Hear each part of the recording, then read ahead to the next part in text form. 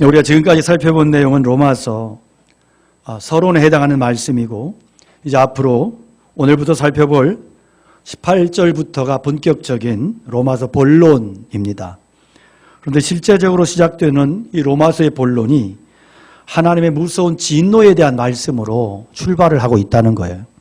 좀 이상하지 않습니까? 바로 직전의 말씀에서 바울 사도는 로마서를 시작하면서 인사말과 서론을 통해서 복음은 기쁜 소식이고, 그리고 이 기쁜 소식에 대해서, 은혜의 소식, 좋은 소식, 기쁜 소식에 대해서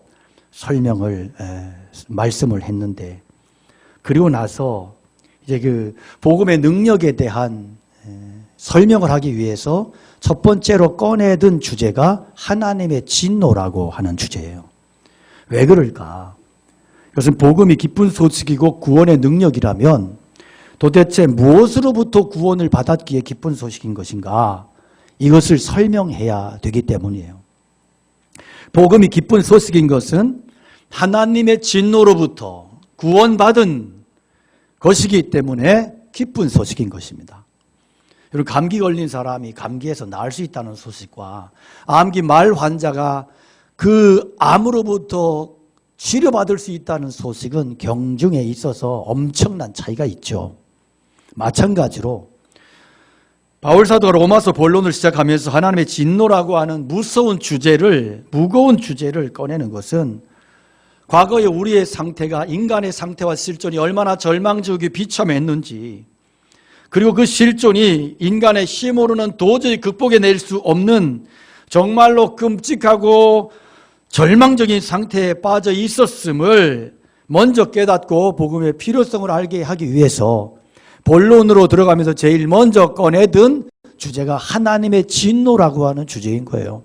그럼 왜 하나님은 사랑의 하나님이시라면서 왜 진노하시나? 왜 우리 모두는 하나님의 진노 아래 놓여져 있는 존재인가 하는 거예요.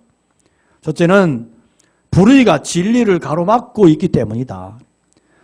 18절에 하나님의 진노가 불의한 행동으로 진리를 가로막는 인간의 모든 불경과 불의를 치시려고 하늘로부터 나타납니다. 공동번역의 번역이에요. 자, 하나님의 진노가 불의한 행동으로 진리를 가로막고 있는 사람들에게 나타나는데, 그러면 여기에서 불의한 행동으로 진리를 가로막는다, 이 말이 무슨 뜻인가? 쉽게 설명하면 이런 거예요. 자, 일본이 끊임없이 독도를 자기네 땅이래요. 이런 일본 정부에 대해서 우리 대한민국 국민이라면 어떻게 하죠? 분노하죠. 그런 얘기를 들으면서 그래, 맞아, 일본 땅일 수 있어. 이건 일본 놈이에요. 이건 대한민국 사람이면 당연히 분노하는 거예요. 화가 나는 거예요. 왜? 지금 일본이 독도가 대한민국 땅이 몰라서 그 짓 하는 게 아니에요. 대한민국 땅이 알아요. 자기들한테 자료가 충만해요. 자료 다 감춰버리고 자꾸 자기들 땅이라고 정치적으로 이용해 먹고 국가적 이익을 위해서 그런 이상한 말도 안 되는 떼거지를 쓰는 거. 이게 뭐냐 하면 불의로 진리를 가로막고 있는 행태인 거예요. 북한이 6.25를 북침이라고 주장하는 건 마찬가지예요. 이놈들도 불의로 진리를 가로막고 있는 행태를 하는 거예요. 그런 말입니다. 하나님께 대한 인간의 태도가 그렇다는 거예요. 똑같다. 그럼 하나님 앞에서 우리 진리가 먼저 뭐냐? 가장 중요한 기본적인 진리는 핵심은 뭐예요? 하나님이 계시다 이거예요. 이게 진리예요. 그래서 불의로 진리를 가로막는다, 이게 무슨 말이냐? 하나님이 계심을 알면서도 의도적으로 고의로 이것을 부정하는 거예요. 거부하는 거예요. 하나님은 우리의 인생의 주인이신 것을 알면서도, 창조주이신 것을 알면서도 인정하기를 거부하고, 하나님이 주인 되시는 것을 거부하고 내가 주인 된 삶을 살려고 그렇게 고집을 쓰고 주장을 하는 것이 바로 불의로 진리를 가로막는 행태인 것입니다. 어떤 사람은 그래, 난 몰랐다. 그런 핑계가 하나님 앞에 통하지 않는다. 이게 본문의 말씀이에요. 왜냐하면 사람들은 너나 없이 하나님 계신 거 알아요. 어떻게? 인간은 누구든지 자기 속에 하나님께서 넣어준 하나님께 대한 지식이 있어요. 신지식이 있어요. 신에 대한 지식이. 우리는 우리 압도할 만한 신비로운 자연 속에 처하게 될 때 거기에서 경이로움을 느끼고 하나님을 느껴요. 절대절명의 위기에 봉착할 때 오 마이 갓, 나의 하나님, 하나님 살려주세요, 하나님 소리를 질러요. 불신자들도 마찬가지예요. 위기의 순간에 하나님 찾아요. 배를 타고 가다가 스님이 배 타고 가다가 뒤집혔어요. 누구 찾아요? 부처님 아니에요. 하나님 찾아요. 그것 보고 예수님 믿은 사람이 있거든요. 실수했는 게 아니고 본능이 그렇단 말이에요. 뿐만 아니라 사람만이 뭐가 있느냐? 죄의식이 있다. 죄의식. 죄책감이 있어요. 동물에게 죄책감이 없어요. 사자가 얼룩말 잡아먹고 나서 회개합니까? 내가 잔인한 짓을 했어. 가슴을 쳐요? 행복해합니다. 잡아먹고 행복해합니다. 여러분 생각해 보세요. 동물은 죄의식이 없는데 왜 사람에게만 있을까? 대답은 뻔해요. 하나님이 그렇게 창조하셨다. 만드셨다. 또 사람만이 하나님과의 관계를 바르게 맺으려고 하는 본능과 열망이 있습니다. 여러분 돼지가 하나님과 바른 관계 맺겠다고 열망하고 주일날 돼지열에 뛰쳐나와서 주인 따라가는 거 봤어요? 어떤 영상 보니까 절에서 키우는 개가 주일만 되면 그 밑에 있는 집사님 따라서 교회를 가더라고요. 그리고 그 개는 구원받습니까? 개는 개일 뿐이에요. 어떤 사람 개가 죽으면 이렇게 묘지도 만들고 십자가도 세워주고, 미국 같은 데서는 개 죽었다고 담임 목사 불러 장례 예배를 드려요. 나 그거 못할 짓이라고 봐요. 여러분 혹시라도 그런 일이 있어도 참으세요. 저는 개를 위한 장례 예배는 안 갈래요. 좀 웃기잖아요. 그 심정은 뭐 이해를 한다고 하지만 개를 위해서 장례 예배 드린다. 이건 말이 안 된다. 개는 개일 뿐이고 개가 죽으면 개 죽음인 거죠. 우리 가정의 달을 통해서 여러분 회개할 게 뭐냐 하면 부모를 개만큼도 여기지 못하는 여러분 회개하세요. 개를 위해서는 뭐 그냥 뭐 몇십만 원씩 막 수술도 몇백만 원씩 들여 수술도 하고 뭐 그러면서 부모는 외면해요. 부모는 밥 한 끼 사주는 것도 아깝고 부모한테는 얼마나 막대하는지 몰라. 회개하십시오. 불효막 심한 죄를. 지금 제가 개와 사람 차이를 이야기하는 거예요. 인간에게는 신과 하나님과 바른 관계를 맺으려고 하는 본능과 열망이 있습니다. 본능적으로 영혼을 사모하는 마음을 주셨다. 왜? 하나님께서 그렇게 창조하셨다. 욥기 32장 8절에 보면 그러나 사람 속에는 영이 있고 전능자의 숨결이 사람에게 깨달음을 주신다. 오늘 본 20절에 장세로부터 그의 보이지 아니하는 것들 곧 그의 영원하신 능력과 신성이 그가 만드신 만물에 분명히 보여 알려졌나니 그러므로 저희들이 핑계하지 못할 것이다. 그림 그리는 화가는 그 화가의 그림과 화가를 분리 못 시켜요. 왜? 그 속에 모든 혼과 열정과 사상이 다 들어가 있거든. 마찬가지로 하나님과 하나님께서 만드신 만물이 분리될 수 없다. 하나님이 만드신 만물 속에 하나님의 신성과 능력을 심어 놓았기 때문에. 아랍에미레이트 두바이에 가면 세계에서 현재 가장 높은 빌딩이 있어요. 부르즈 칼리파라고 하는 높이가 수직 높이가 828m. 와, 놀라지도 않으시죠? 828m. 163층이래요.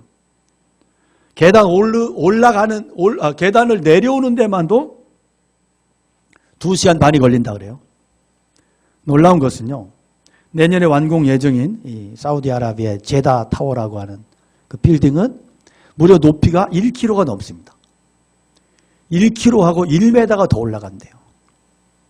안 놀라시죠? 네. 참 제가 살고 있는 제 고향이 해발 600에서 700m 사이가 되는데 그렇게 얘기하면 굉장히 놀라세요. 와, 그런데 1km 넘는 빌딩 얘기도 아무도 안 놀라요. 세상이 이래요. 그런데 그 빌딩을 그런 엄청난 말도 안 되는 그런 엄청난 어마어마한 빌딩을 누군가 지었잖아요. 그게 어떻게 거지어 생겨요? 그냥 우연히 생겨요? 그 아무도 뭐 안 믿잖아요. 설계자, 건축 회사를 몰라도 사람이 만든 건 분명하다. 누가 그 건물을 설계하고 지었어. 그런데 많은 사람들이 우주는 저절로 생길 수 있대요. 진화했대요. 이런 학설과 이론으로 하나님을 부정하는 거예요. 생각하기 싫은 거예요. 의도적으로 몰아내는 거예요. 내 인생에 당신이 들어오지 마라. 내 불편하다. 개입하지 마라. 상관하지 마라. 하나님을 의도적으로 삶에서, 기억 속에서, 의식에서 거부해버리는 거예요. 이게 뭐냐 하면 불의로 진리를 막는 거예요. 알면서도 그렇게 한다는 것입니다. 바울사도가 말합니다. 하나님을 알만한 것을 우리의 양심에, 이성에 심어 놓으셨다. 우주 만물에 하나님의 신성과 능력이 안 들어간 것이 하나도 없다. 그럼에도 불구하고 인간은 의도적으로 하나님을 거부하기로 작정했다는 것입니다. 하나님 안 믿고 알면서도 의도적으로 거부하는 거예요. 여러분 왜 하나님 계시는 거 알면서도 의도적으로 고의적으로 거부합니까? 왜 그럴까요? 내 마음대로 살고 싶은 거예요. 하나님 간섭받기 싫다는 거예요. 여러분 하나님이 계셔서 여러분 마음대로 할 수 없는 게 뭐겠어요? 결국 죄잖아요. 죄.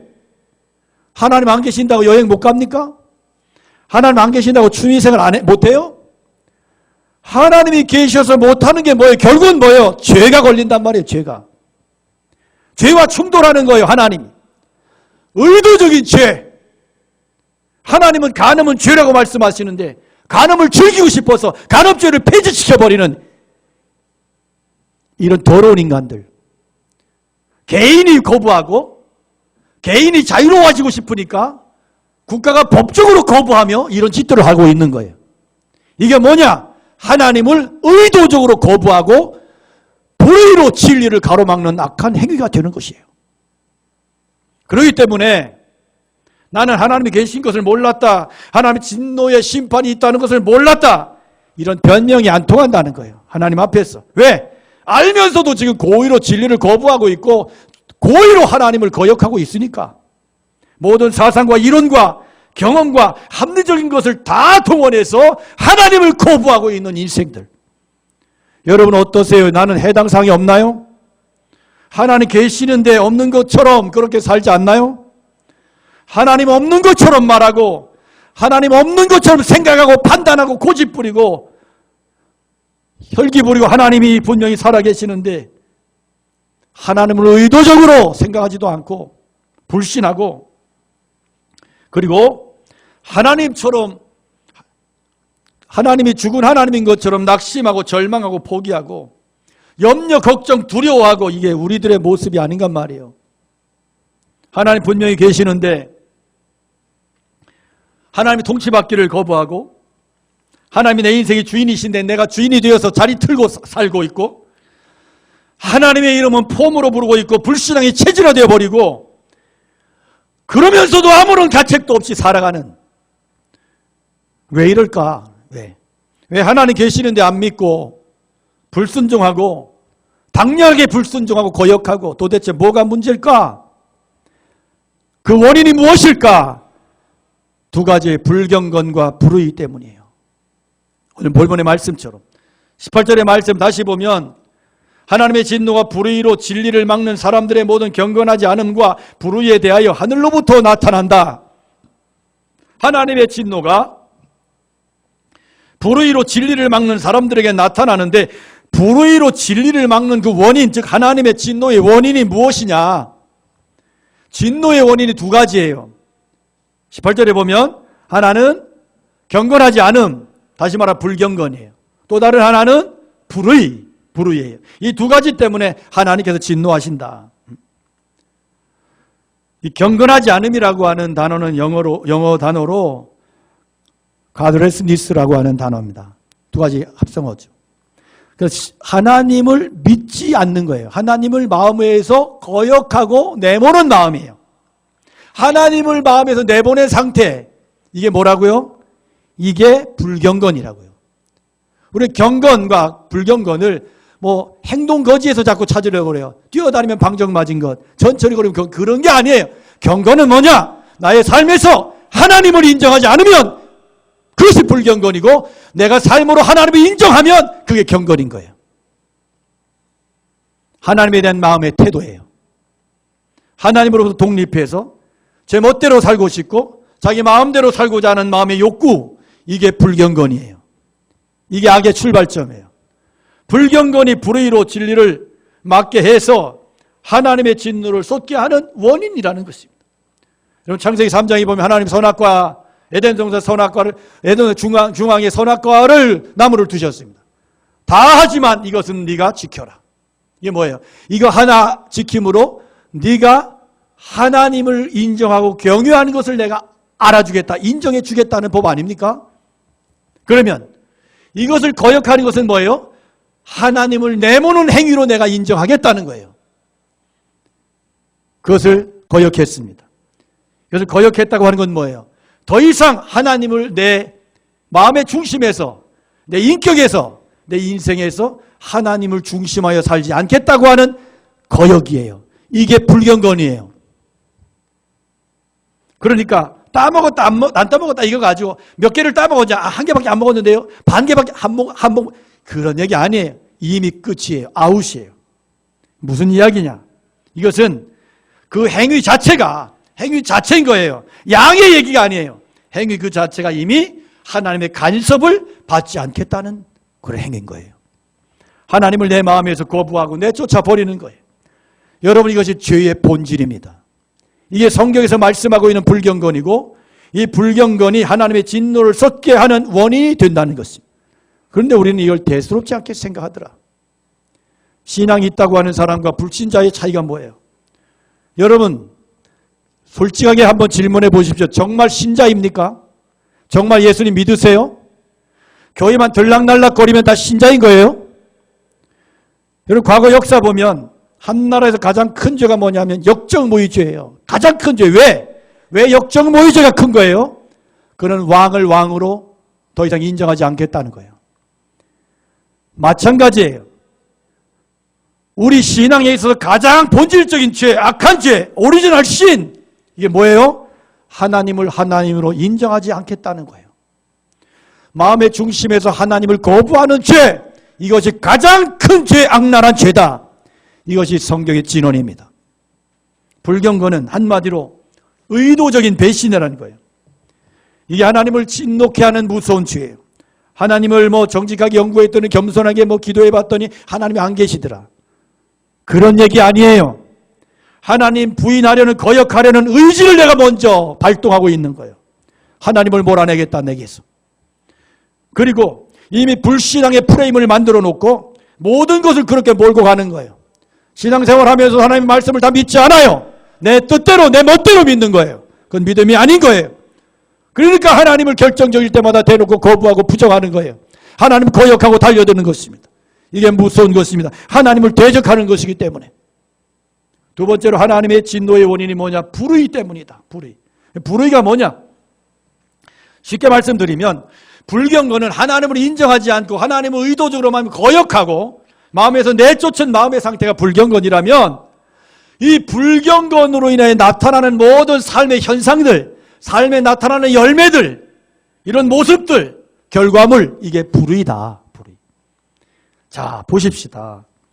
우리 하나님을 인정하지 않고 하나님을 마음에서 내쫓아 버리니까 그 결과 어떻게 되느냐?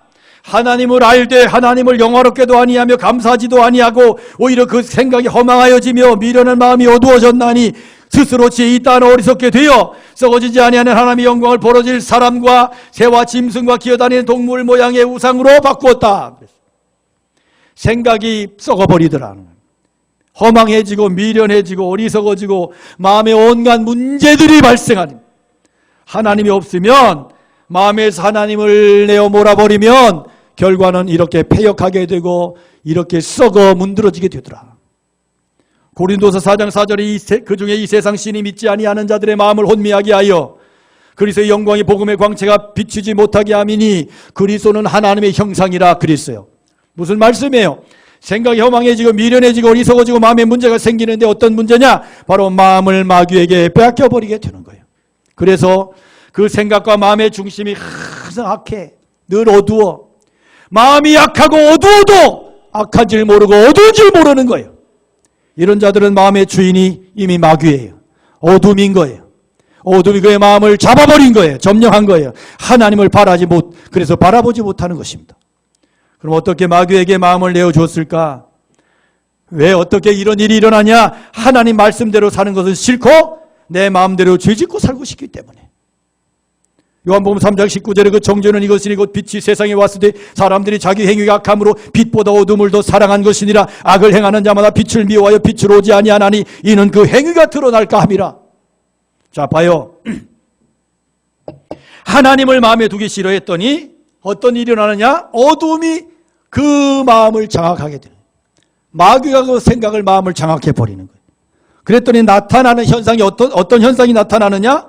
그 마음에 하나님을 두기를 싫어하며, 그 다음 말씀이 로마서 1장 28절에 보면 하나님께서 그들을 그 상실한 마음대로 내팽개쳐 두셔서 합당하지 못한 일을 하게 내버려 두셨대요.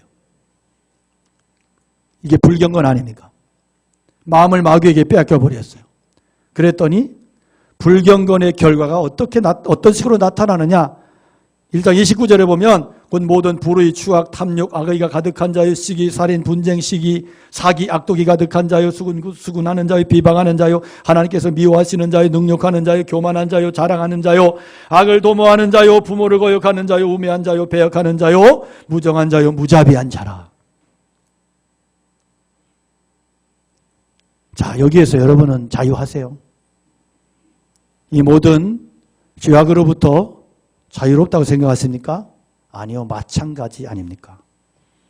하나님 마음에 두기를 싫어하는 근본적인 마음의 중심이 깨뜨려지지 아니하면 말짱 도루묵이다. 여러분, 주일날 예배당에 나와 앉아서 예배 드리지만 마음의 중심은 이미 마귀에게 빼앗겨버리고 껍데기만 예수쟁이로 살 수 있다는 거예요. 여러분, 한번 스스로를 향해 질문해 보십시오. 나는 껍데기 예수쟁이 아닌가? 나 진짜 엉터리 아닌가? 내가 진짜 예수 믿는 자인가? 한번 질문해 보세요. 겉으로 대답 안 하셔도 스스로 질문하십시오. 이 시간.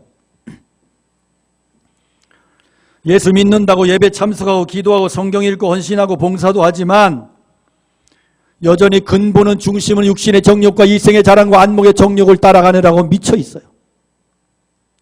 이게 무서운 거예요. 그래서 여러분, 예수 믿는다고 하는 것은 정신을 똑바로 차리는 거예요. 허렁허렁 하면서 뭐 술에 술 탄든 물에 물 탄든 이게 좋고 좋은 게 좋고 이게 아니. 그러면서 예배나 조금 참석해 주고 그러면 믿음이 좋은 거예요? 정신 똑바로 차리셔야 돼요.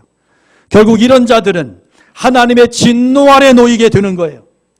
나는 교회 문턱 드나들었으니까 천국 간다.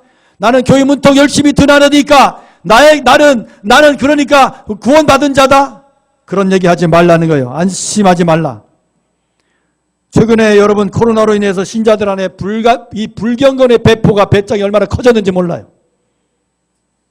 예배 대충 드려도 되고 예배 안 드려도 별 양심의 가책도 없고 영상 예배 정도 드려지면 좋은 믿음이라는 식이에요.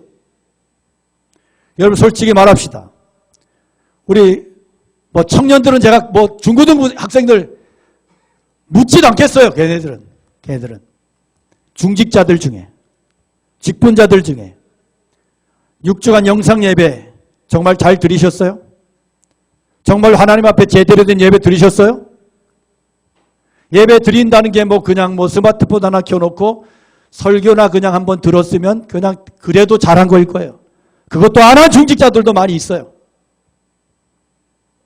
그렇지만 누가 안 보니까 배짱 좋게 눈 가리고 아웅하고 있는 거예요. 왜? 하나님 인정 안 하니까 그런 식에도 담대할 수 있는 거예요. 그게 무슨 예배입니까, 여러분? 그래도 예배한 거라고 할 수 있겠어요? 제가 오늘부터 영상 예배 안 올린다고 광고했어요. 안 올리는 이유는 그거예요.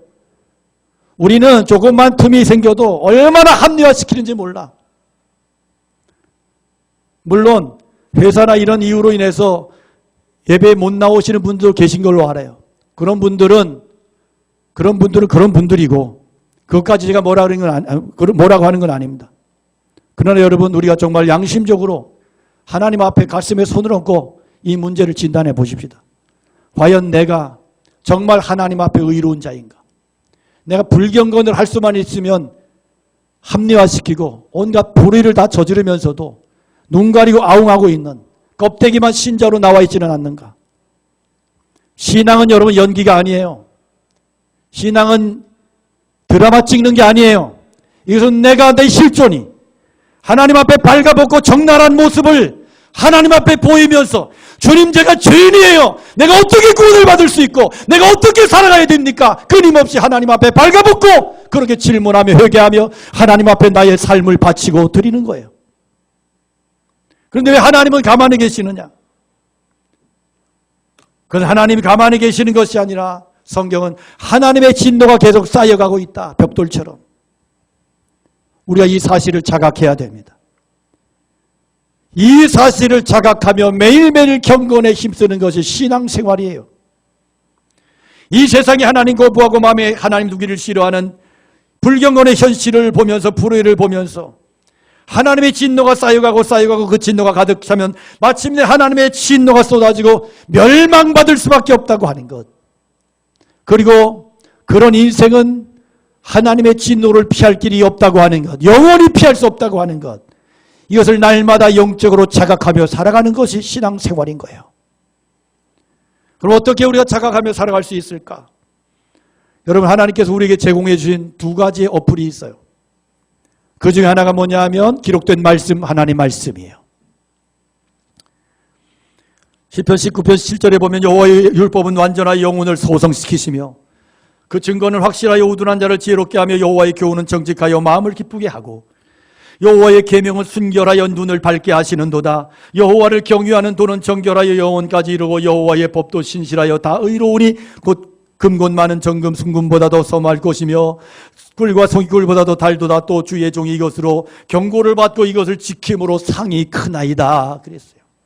주의 말씀은 내 발의 등이요 내 길의 빛이니이다. 여러분, 살아계신 말씀으로 깨어있을 때만이 우리는 하나님의 진노로부터 안전한 것을 기억하십시오. 여러분, 하나님의 그래서 말씀 앞에 날마다 서시기 바랍니다. 내 판단대로 판단하지 마십시오. 내 판단이 옳다고 고집쓰지 마십시오. 우리는 하나님의 말씀 앞에 서야 되고 말씀으로 판단하고 말씀으로 순종해야 되는 거예요. 내가 나를 믿지 마십시오. 내가 얼마나 내가 잘났다고 나를 믿는 거예요. 어차피 나는 망할 자예요. 내 판단은 죄악에 썩어 문드러진 판단이요. 내 판단대로 하면 망해요, 여러분. 결국은 그것이 멸망이고 그 결국의 끝이 지옥인 것이에요. 또 하나 하나님의 진노하심을 자각할 수 있도록 주신 어플이 뭐냐? 주의 종들을 통한 경고예요. 구약 선지자들의 역할이 그거 아닙니까? 구약에 보면 나단 선지자가 나와요. 다윗이 엄청난 죄를 범하고도 1년 동안 입 다물고 있어요. 시침이 뚝 떼고 있었어요. 그가 어떤 사건으로 무너지고 회개하고 하나님의 사람으로 거듭날 수 있었느냐? 하나님이 보내주신 조촐한 초라한 한 선지자, 나단 선지자가 하나님의 진노를 쏟아부을 때 다윗이 회개했단 말입니다. 사무엘하 12장 9절에 보면 그러한데 어찌하여 네가 여호와의 말씀을 업신여기고 나 보기에 악을 행하였느냐? 이게 하나님의 말씀을 대언하는 거예요. 네가 칼로 햇사람 우리아를 치되 암몬 자손의 칼로 죽이고 그 아내를 빼앗아 너의 아내를 삼았구나. 이제 내가 나를 업신여기고 햇사람 우리아의 아내를 빼앗아 너의 아내로 삼았은즉 칼이 너의 집에서 영원토록 떠나지 아니하리라 하셨느니라. 이 말씀을 지금 나단이 그 엄청난 다윗 왕에게 찾아가서 독대하고 홀로 서서 책망하는 거예요. 여러분, 여기에서 나단이 다윗을 책망하기 전에 그가 생명을 부지할 수 있다고 생각했을까요? 상상할 수 없는 일입니다. 그는 죽음을 각오했어요. 자기가 이 말씀을 전했을 때 다윗이 회개하지 않으면 그는 죽습니다. 이 얘기를 다윗이 듣고 듣기 싫다 시작할 때 뭐라고? 끌어내라. 그러면 죽임을 당하는 거예요. 그 앞에 섰던 나단의 용기, 이게 선지자의 사명이요 선자의 소명이요 용기예요. 그 말씀을, 하나님의 책망과 진노의 말씀을 다윗의 면전에서 쏟아부을 때 영적으로 죽어버렸던 다윗이 처참하게 무너지고 깨어지고 회개하고 진짜 하나님의 사람이 되었다는 사실을 기억하십시오. 여러분, 오늘 우리들의 공통점이 뭐예요? 우리 영적으로 우둔에 빠져서 내가 뭔 짓을 하는지도 모르는 거예요. 이게 얼마나 죄악인지, 얼마나 마음을 아프게 하는 것인지, 얼마나 하나님의 진노를 쌓는 것인지, 이게 얼마나 하나님을 거역하고는 불순종 행위인지를 몰라요. 그래서 한편으로는 계시된 말씀을 주시고 말씀을 읽을 때 들을 때 깨닫게 하시고, 한편으로는 저 같은 종을 보내셔서 하나님의 진노의 심각성을 시간마다 듣게 해주시는데, 문제는 이 시대의 나단이 계속해서 없어지고 사라지고 있다는 거예요. 설교 들어보면 강단 위에 나단이 없어요. 성도들이 그런 소리 싫어합니다. 일주일 동안 세상에서 힘들게 살다가 주일날 어거지로 질질 다리 끌고 교회 왔는데 위로에 얘기해줘야지, 설교해줘야지. 그러니까 목사들은 성도들이 상처받을까봐 성도들 비유 맞추느라고 강단에서 어떻게 하면 신자들이 위로를 받을까 이것만 하고, 위로를 받고 있는지는 모르지만 신앙은 믿음은 개뿔도 없고 하나도 없고, 저 같은 설교자를 비롯해서 이 시대의 목사들이 얼마나 비겁해지고 얼마나 치사해졌는지 몰라. 지난 금요일 저녁 금요 집회 시간에 제자훈련 온몸을 불살랐던, 제자훈련에 너무나 몸을 써서 그래서 건강 다 잃어버리고 그리고 일찍 돌아가셨어요. 제자훈련에 미친 사람 광인, 제자, 옥하는 목사님에 관한 영화를 봤어요. 참석했던 성도들이 다 눈물로 은혜를 받았어요. 도전을 받았어요. 목사님 살아생전에 그분의 강력한 복음 설교를 통해서 많은 성도들이 도전을 받고 은혜를 받았어요. 변화받았어요. 그런데 정작 본인께서는 자신은 성도들의 눈치를 보았던, 성도들의 눈치를 보는 비겁한 목사라고 그런 이야기를 자주 하셨어요. 제가 가을 세미나에 가서 참석했을 때도 옥 목사님 그런 얘기 하셨어요. 옛날 정말로 몇 명을 놓고 제자 훈련할 때는 자기는 정말 오리지널 메시지를 전해야 돼. 복음 전에 사람이 자꾸 몰려오니까 비겁해진대요. 자책하셨어요. 자신이 죄인이라고, 한국교회 망친 장본인이라고 통곡하셨어요. 여러분 앞에 서 있는 이 목사가 여러분 판단할 때 귀에 좋은 말 하기 시작하고 사람들 눈치나 보면서 위로나 주려고 그런 느낌을 여러분들이 말씀을 통해, 예배를 통해 받는다면 여러분은 재앙을 만난 거예요. 영적으로 메말라 죽어가고 있다는 사실 아셔야 돼요. 강단에서 인간적인 말과 위로는 위로가 아니라 이것은 재앙인 것을 아셔야 됩니다. 그럼 우리가 어떻게 하나님의 진노를 피할 수 있느냐? 우리 스스로의 노력으로는 하나님의 진노를 피할래야 피할 길이 없어요. 우리 인간의 힘으로는 결국 하나님의 의에 이를 수 없어요. 그러므로 인간은 스스로 결코 구원에 이를 수가 없어. 이게 성경의 진언이에요. 율법의 행위로는 의롭다 할 육체가 하나도 없느니라. 그래서 하나님의 대안이 뭐요? 그 로마서 1장 17절이요. 지난주에 은혜를 나눴던 지난 시간. 복음에는 하나님의 의가 나타나서 믿음으로 믿음에 이르게 하나니 기록된 바 오직 의인은 믿음으로 말미암아 살리라. 복음 안에 하나님의 의가 나타났다. 그 의가 어떻게 나타나느냐? 처절한 십자가로 나타났다. 무슨 말이냐? 나는 죄인이요, 나는 하나님의 진노 아래에 놓여있는 존재요, 나의 스스로 이 죄를 해결할 수가 없고, 그래서 나는 죄악 가운데 저주받아 죽을 수밖에 없는, 멸망할 수밖에 없는 죄인이요, 그래서 나는 십자가의 은혜가 필요합니다. 복음이신 예수 그리스도가 필요합니다. 나는 복음이 필요한 존재입니다. 이 복음의 필요성을 자각하고 복음이신 예수 그리스도께서 내가 받을 진노를 대신 십자가에서 다 받아 진노의 잔을 받아 마셨다는 사실을 기억하시고 믿을 때, 이것을 믿고 나의 삶에 적용하며 그 믿음을 가지고 세상 속에서 살아내기 시작할 때 비로소 그가 구원을 얻은 자라는 거예요.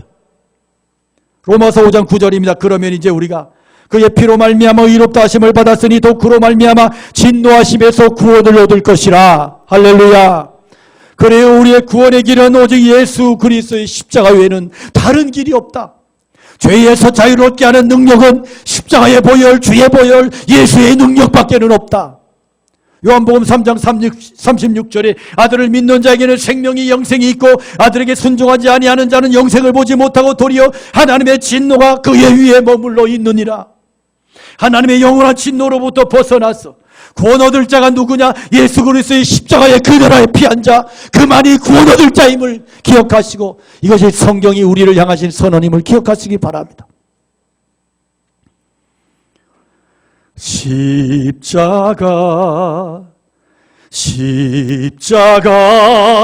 그 그늘 아래 내 소망이 있네. 십자가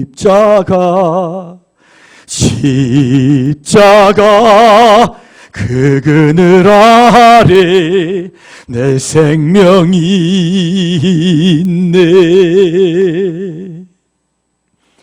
여러분, 십자가만이, 주님의 십자가만이 쏟아지는 진노를 철저하게 막아주는 안전한 우산이 되고 피난처가 되고 그늘이 되십니다. 그러나 날마다 보혈의 능력과 그 은혜를 따라 사시고 그 능력을 의지하며 살아가시기 바라고, 날마다 24시간 주님을 바라보고 십자가를 묵상하고 그 은혜를 따라 내가 어떻게 하면 살아갈 수 있을까? 내가 어떻게 하면 그 은혜를 지키며 그 은혜를 붙들고 살아갈 수 있을까를 기도하시기 바랍니다. 그러면 그 마음을 마귀에게 빼앗기지 아니하고 성령 안에서 영생 얻은 자로, 구원받은 자로 살아갈 수 있습니다. 날마다 십자가의 능력 힘입어서 아무도 흔들 수 없는 구원의 감격을 가지고 살아갈 수 있기를 주님의 이름으로 축원합니다. 우리 함께 찬양 올려드리겠습니다.